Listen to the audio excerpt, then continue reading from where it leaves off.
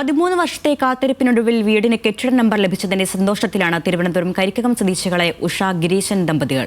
വർഷങ്ങളായി കെട്ടിട നമ്പറിനായി ഇവർ മുട്ടാത്ത വാതിലുകളില്ല. നഗരസഭയുടെ അദാലത്തിലാണ് നിയമക്കുരുക്കൾ പരിഹരിച്ച് 1 സെന്റിൽ പണിത വീടിന് നമ്പർ ലഭിച്ചത്. 13 വർഷത്തിനിടെ പലരെയും കണ്ടു. ഓഫീസുകൾ കയറിയിറങ്ങി. എന്നിട്ടും രക്ഷയുണ്ടായിരുന്നില്ല. 1 സെന്റിലുള്ള വീടിന് നമ്പർ കിട്ടുന്നത് ബുദ്ധിമുട്ടാണെന്നായിരുന്നു അധികൃതരുടെ വാദം. റോഡിൽ നിന്ന് നിശ്ചിത അകലത്തിൽ കെട്ടിടം നിർമ്മിക്കാത്തതും പ്രശ്നമായി. കരിക്കകം ശംഖ് ഹൌസിൽ ഉഷാ ഗിരീശൻ ദമ്പതികളാണ് കെട്ടിട നമ്പറിനു വേണ്ടി വർഷങ്ങളോളം കയറിയിറങ്ങിയത്. നമ്മൾ വീട് വെച്ചിട്ട് 13 വർഷം വരെ കഴിഞ്ഞു. ഒരുപാട് പ്രാവശ്യം പോയിട്ടൊന്നും ഒന്നും നടന്നില്ല.